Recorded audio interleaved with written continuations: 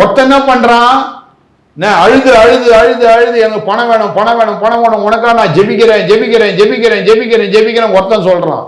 இன்னொருத்தன் என்ன சொல்றான், நான் மோட்சத்துக்கு போனேன், இயேசு எனக்கு டீ போட்டு கொடுத்தாரு, காஃபி போட்டு கொடுத்தாரு, பிரெட் கொடுத்தாருன்றான் இன்னொருத்தன்.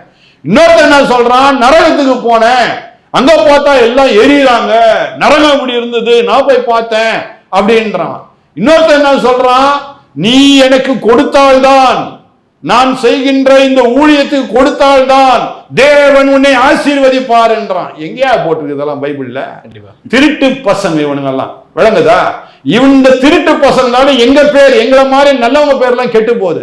ஆனா இப்ப பேட்டியில நிறைய பேர் என்ன தெரியுமா போடுவான், இவன் ஃப்ராடு பிஷப்பு, இவன் சங்கி பிஷப்பு. டேய் நீ என்னவா சொல்லிட்டு போடா, திருட்டு பயல. திருட்டு பயனை கை கொடுத்தா அவனும் திருடன் தான், விளங்குதா? நான் உண்மையை பேசுறேன், நானும் எஃப்சிஆரை வச்சிருக்கிறேன், நான் கரெக்டா கணக்கு கொடுத்துட்டு இருக்கிறேன், அதனால தைரியமா பேசுறேன். நான் நல்ல திட்டத்தை கொண்டு வராங்க, அதை வரவேற்கணுமே தவிர அதை விட்டுட்டு நீ பைபிளை படிக்கிறதே வேஸ்ட்ன்ற